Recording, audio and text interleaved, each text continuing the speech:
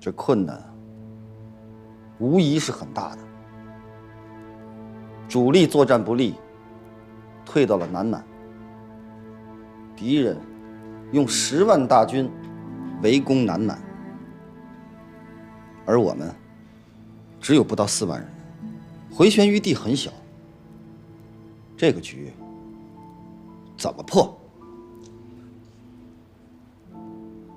我还是那个意见，南满部队退向北满，与主力会合，大家在一起，没有过不去的鬼门关。我和萧劲光从北满过来，大雪封山，无路可行。我们几万人要翻越长白山，至少要减员几千人呐！同志们，这个损失我们受不起。中央和东北局指示我们，一定要在南满坚持。拿什么坚持？拿共产党人的意志坚持。咱们难，那敌人更难。只要挺过了困难，那就能取得最后的胜利。打仗打硬仗，我们从不含糊。可是司令你也说了，这回旋余地小，再打下去，怕是要把我们赶到鸭绿江里去了。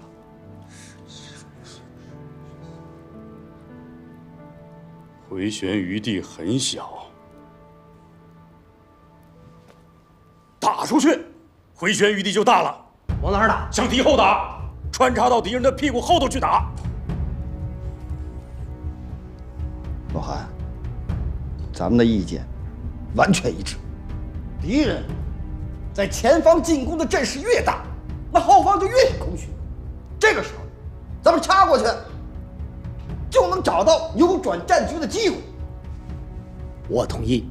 这法子好是好，可是谁去呢？如果被敌包围，全部损失，那南满岂不是彻底坚持不住了？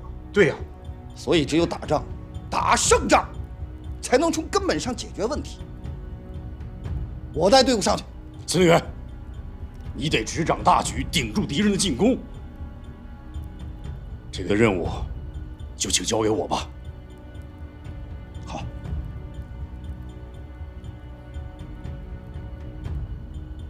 不去则不去，去就要刮他一阵旋风，长途奔袭，猛冲猛打，一定把敌人战线给扯个稀巴烂。好，对，就是稀巴烂，就这么稀巴烂。老韩带队出击，我保证，我们内线也一定打好，死守临江，绝不让敌人再进半步。对。好，老韩，我给你20天的口粮，奔袭的越远越好。我只要10天的口粮，其余的给主力留下。咱们的家底儿还有多少，我心里清楚。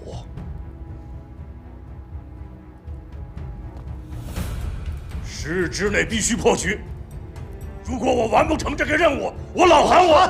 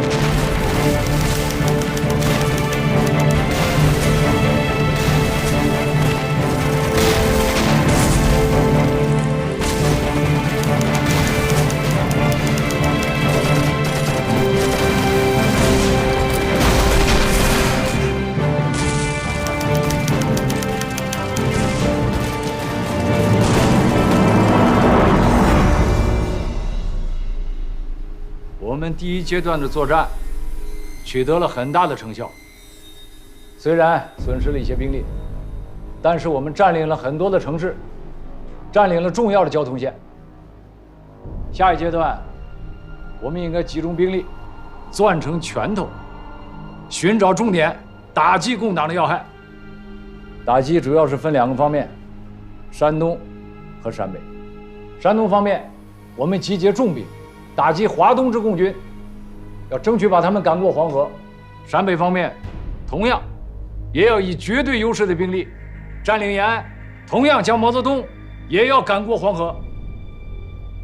如此一来，可以把共军压缩在狭长的华北地界，内有阎锡山、傅作义与之纠缠，外面有重重大军围剿，让共军失去流动作战的空间。计划做得好，但是实施起来，我们首先要严肃纲纪，只有这样，三军才会用命，士兵才会奋勇争先，立功者赏，不立者罚，有罪者杀。我们争取一举荡平赤匪。情报表明，胡宗南的部队要打到陕北来了。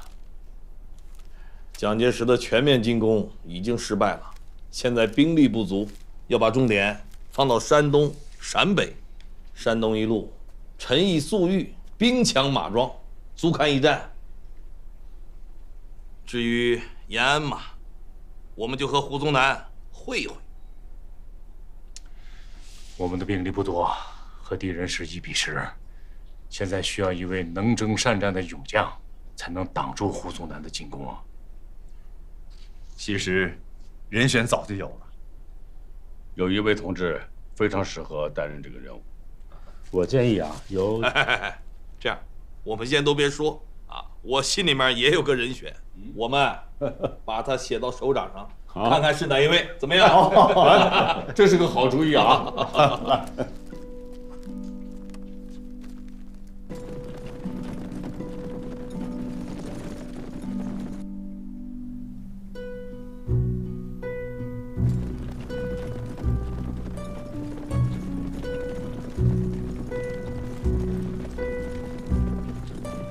好了吗？怎么样？来，1、2、3，完全一致，都想到一块儿了。谁敢横刀立马？唯我恒大将军。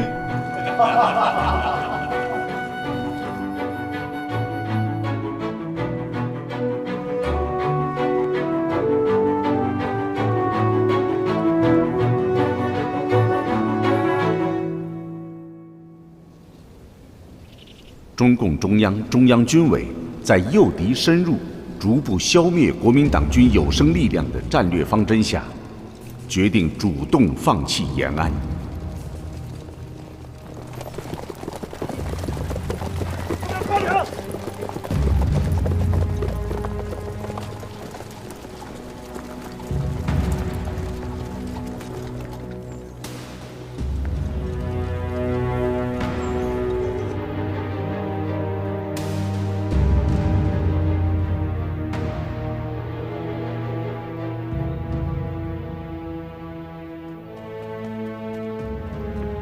报告，共军已经撤离延安，老百姓大部分也都跑了，只抓住几个老头子。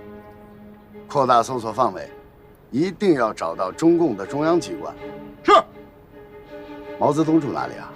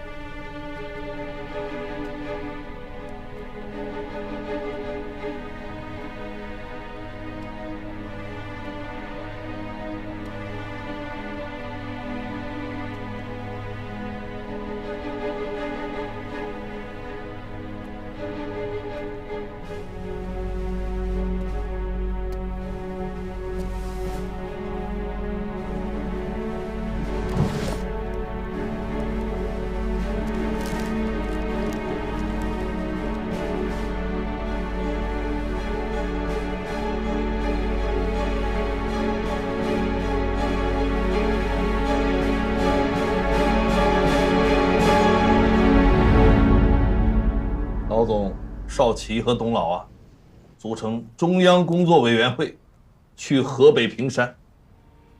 叶剑英、杨尚昆组成后方工作委员会，去晋西北。我、恩来还有毕石啊，留在陕北，拖住胡宗南。陕北有10几万将军，救治队有几百人，这也太危险了。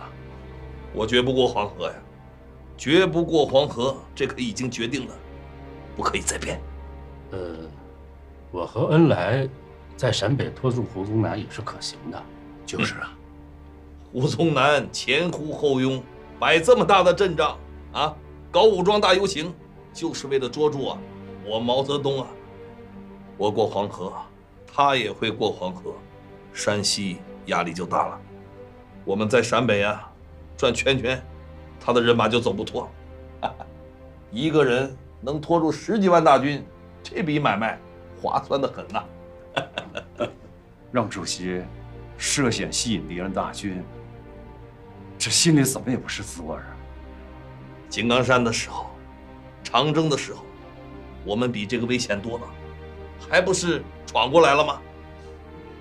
我们现在身边是人不多呀，但是有人民的支持和熟悉的地形，这个可以顶10万大军呐！你们到后方加倍工作，多消灭蒋匪军，我们起步就更安全了嘛。我认为啊，主席留在陕北意义非凡，可以安定民心，使陕北的人民看到希望，更能够鼓舞和增强陕甘宁边区和全国各个解放区军民的战斗意志。主席，我心里舍不下你啊。少奇，老总，这个你们放心，我来保卫毛主席，保证不让胡儿子动他一根毫毛。存地失人，人地皆失啊；存人失地，人地皆存呐。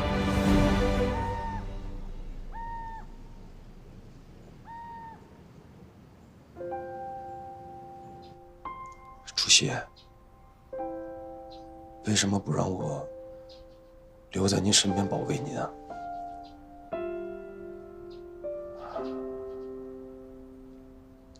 这儿的兵力很多了，不差你一个人。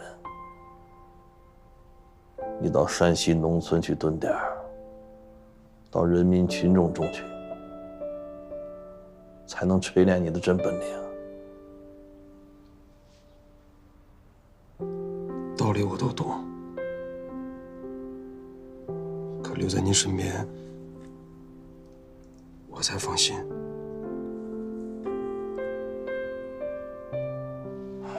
好了，这是组织上的决定。共产党员是要听组织上的话的。是。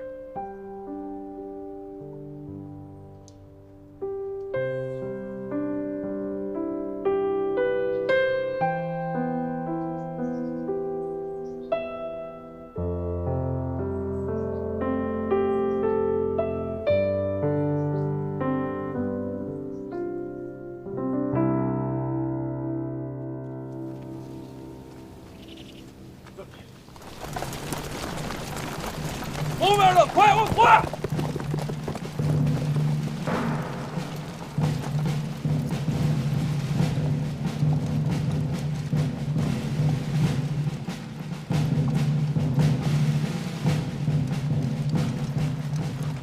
快出发吧！再见，毛主席。哎呀，这一次不要叫主席，叫一声爸爸。再见，爸爸。我们很快就会再见面的。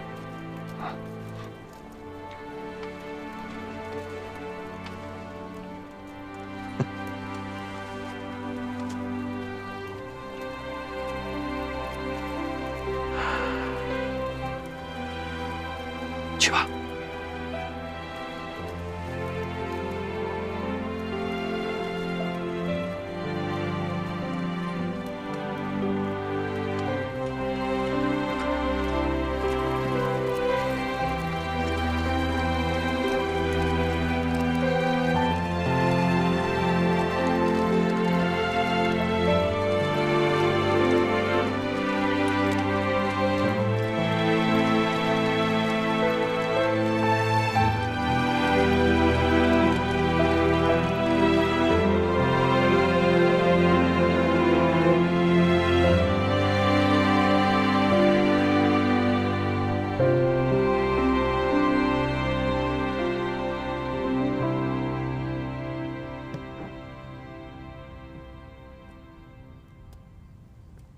老蒋啊，搞了2个拳头，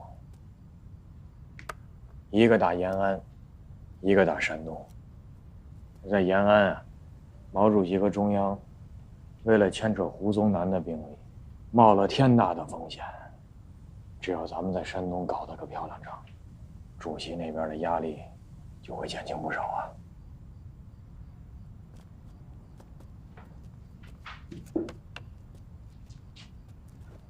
不过，莱芜战役胜利以后，敌人的步子变得越来越谨慎了，密集靠拢，加强维系，逐步推进，我们很难找到战机。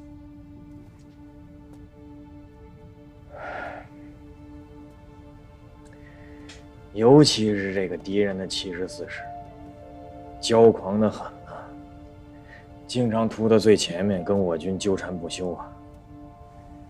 司令员，如果打掉74师，山东战局将彻底改观。岂止山东啊，全国的战局都会为此发生重大的变化。苏越，你几次讲过要搞这个74师？我看现在条件逐渐成熟了，敌人重兵云集，口子不好开。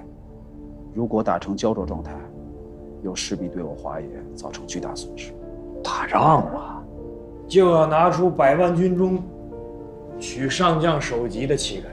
只要你下定决心，我坚决支持。张姐，稍微快一点，大家跟上啊！队长上不去了！啊，葛华，找谁来帮忙？停止前进！同志，先让一让，之前的队伍让一让，让主力先过。俺们送的物资很重要。能是啥宝贝疙瘩？来，我看看。乖乖，还真是宝贝。你们这村里没男人了，婆娘也敢上战场？俺们村的男人不是在队伍上，就是叫反动派给杀光了。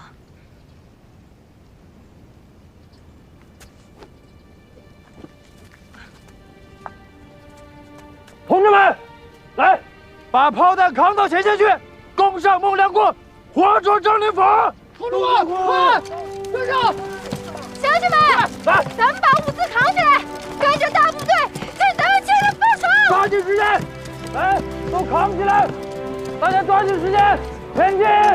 动作快，快，动作快！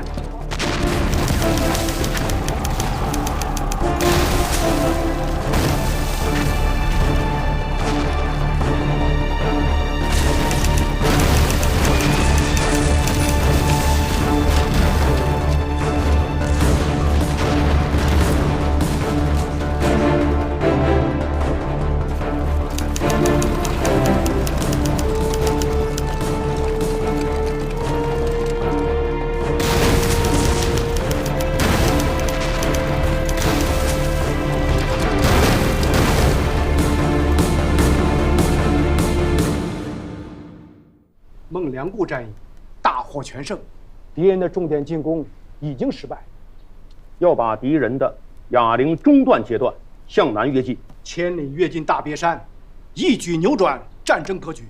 各个纵队已经集结完毕，我命令强渡黄河。是。同志们，刘邓首长已经突破黄河，我们也不能落后，咱们加速前进！加速前进，快点！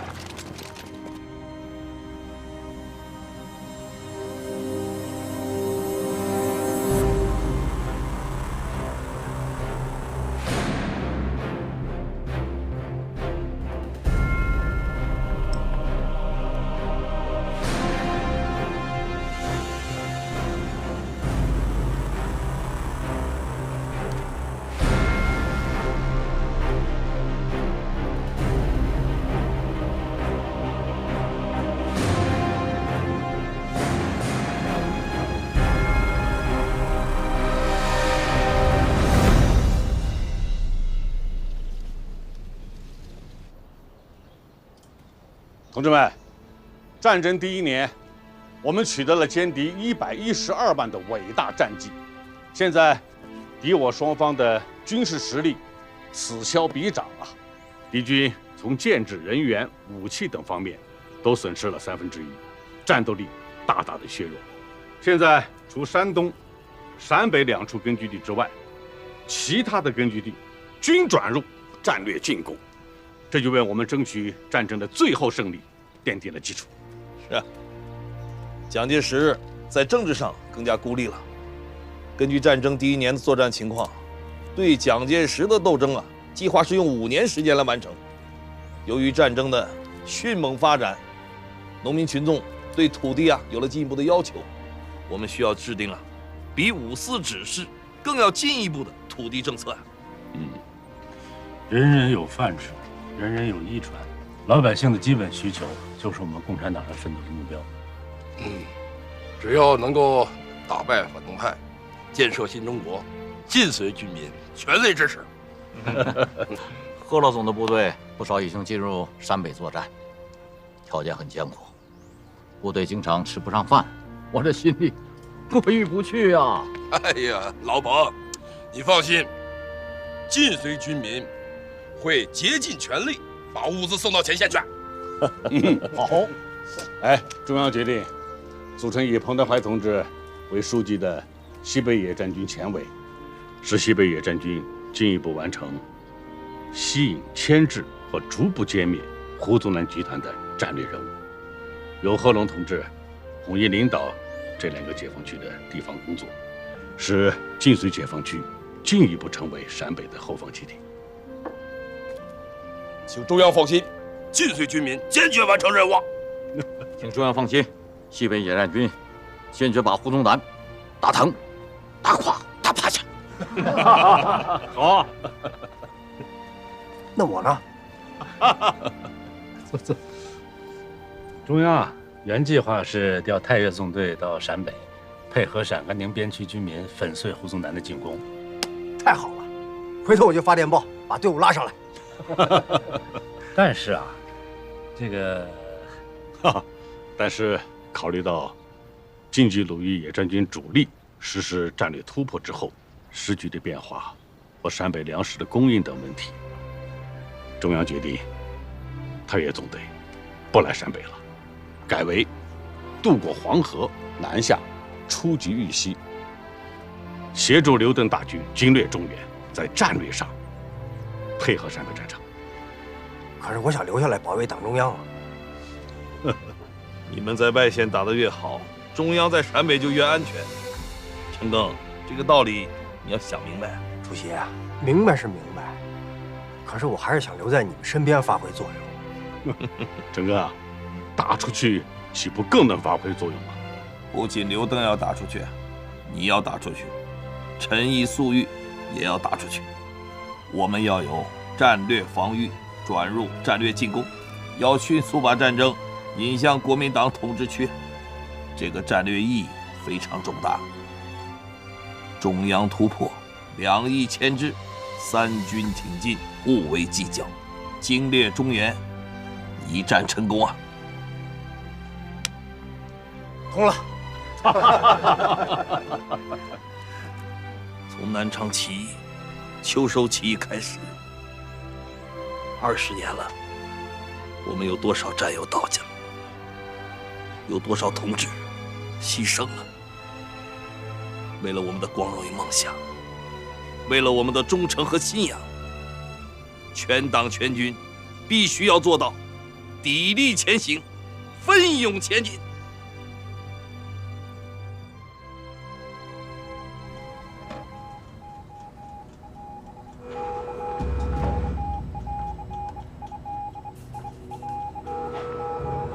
停，就在这里，信号很强，一定是电台群。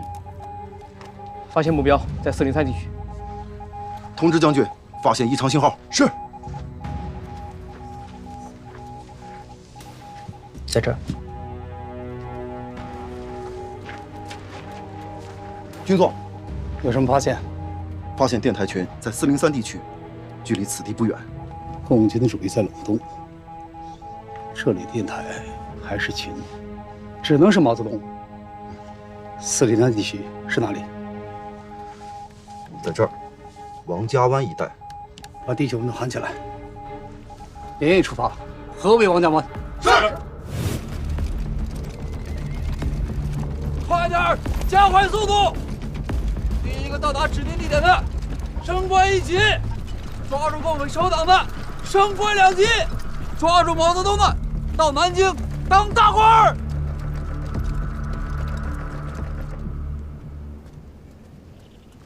啊，回来了，老乡。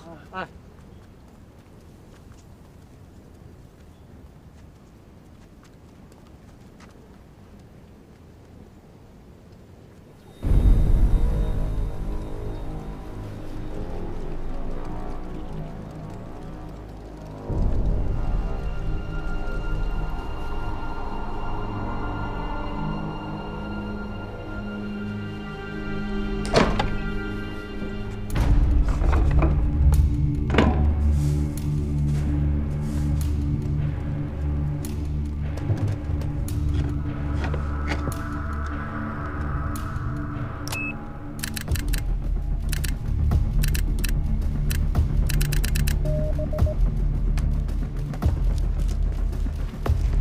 报告，已锁定毛泽东的位置。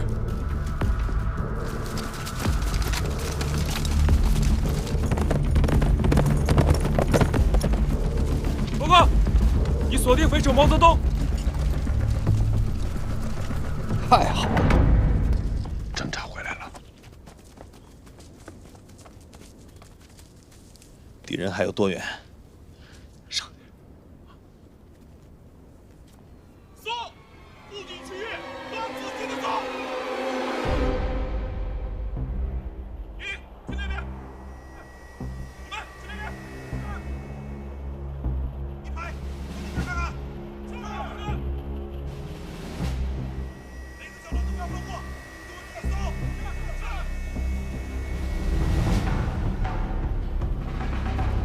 一个山头一个山头给我搜，搜仔细了，一个角落都不要落下。是。快点，兄弟们，快！一个山头一个山头的搜，眼睛放亮，后面的兄弟跟上，抓住毛泽东，有重伤！快点，眼睛都放亮，兄弟们，搜仔细了啊！抓住毛泽东，有重伤！后面的队伍跟上，快，快！兄弟们，我到这边。好，每个山头都不要放过，抓住毛泽东，有重伤！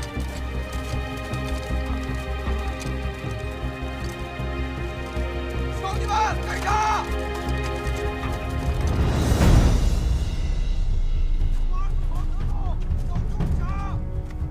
老李，要不这样吧，我带一个连从山沟盖往北走，绕着去打一下，把敌人引走。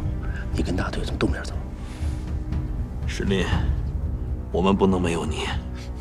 中国革命不能没有的是你李德胜。这我给你检讨，行了吧？啊，你先走。你永远坚持原则，令人佩服。你胸中很有大局。你既然知道我有大局，你就听我的，好吧？走。好了好了。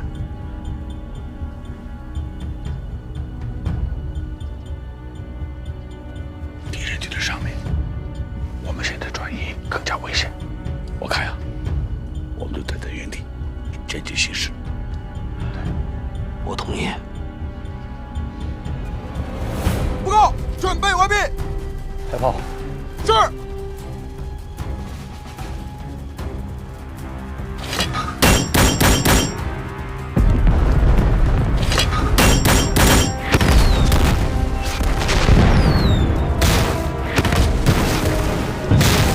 小心！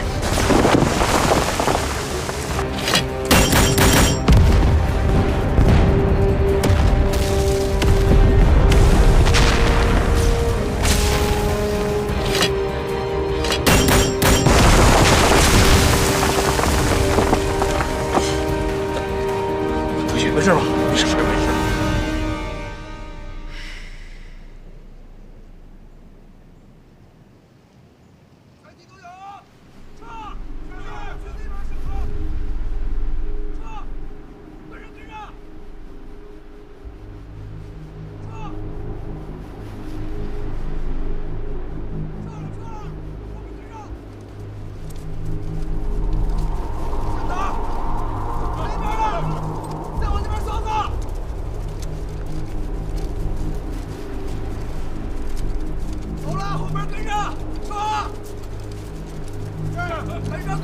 跟上！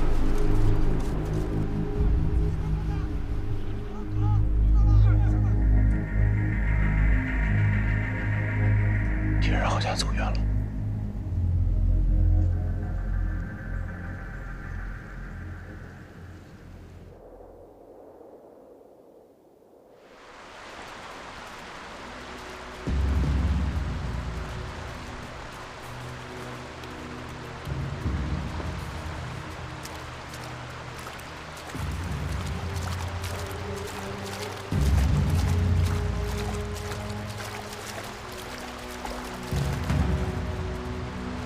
主席，对岸没有发现敌人，河水很浅，能趟过去。抓紧过河。是，同志们，准备过河。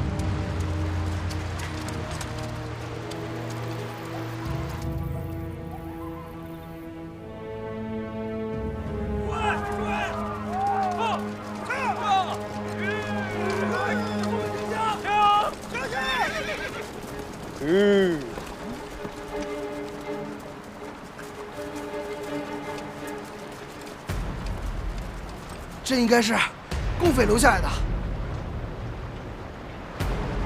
军座，这水流太急了，河恐怕是过不去了。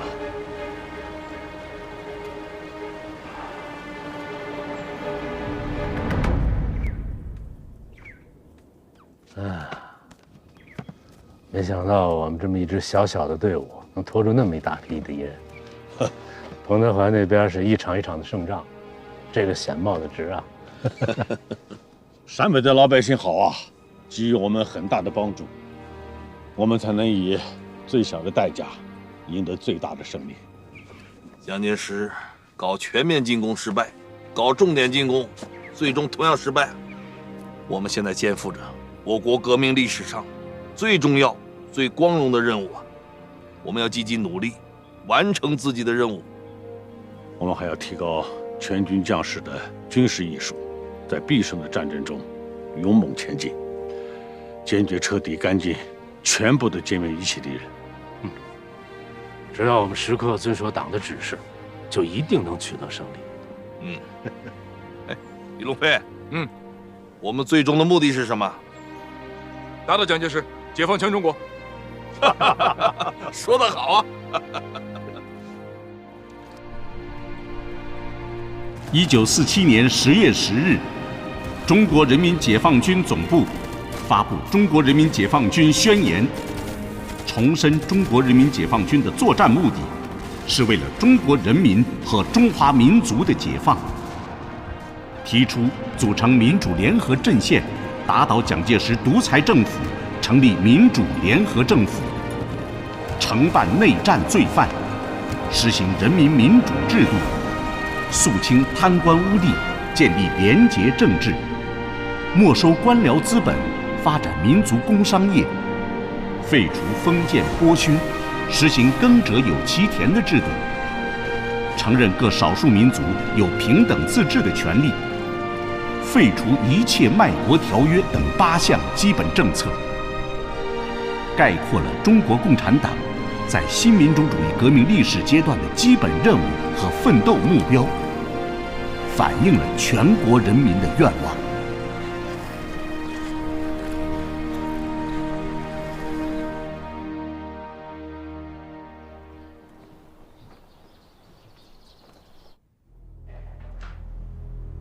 陕北战场，沙家店战役，36师损失惨重。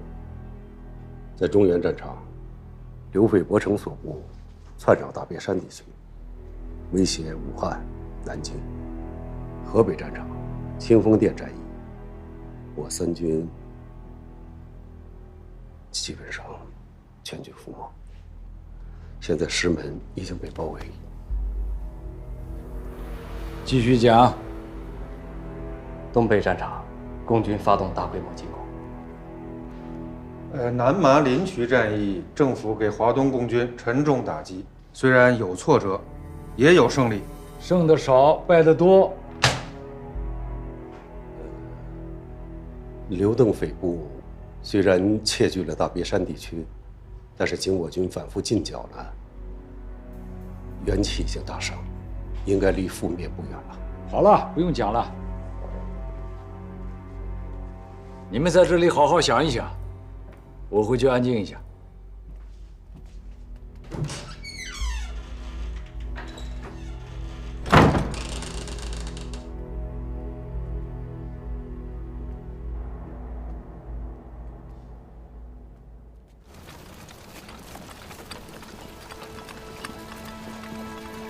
主席弼师，你们看，前面就到山西地界了。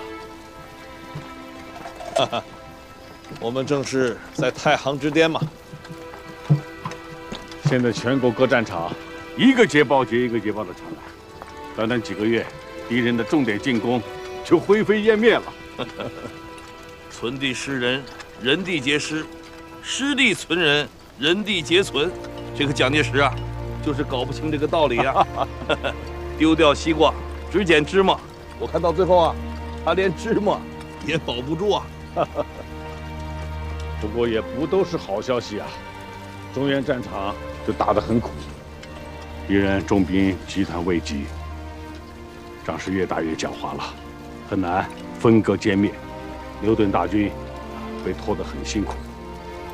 千里跃进大别山是我们第一次战略跃进，我们还要开展第二次，让粟裕带领3个纵队打到长江以南，开辟新的战场，调动中原敌人回援，打破僵持局面。粟裕孤军南下，担子很重啊。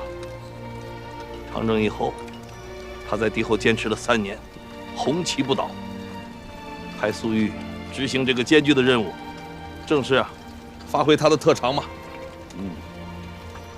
徐承前耐苦战，征讨山西；陈赓机智灵活，欲袭牵牛。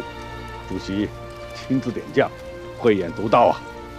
我们的军队是从艰难困苦中走出来的，是从尸山血海中站起来的。我们是为了信仰和理想在战斗，是为了一路倒下的英灵在战斗。一切反动派都阻挡不住我们前进的脚步。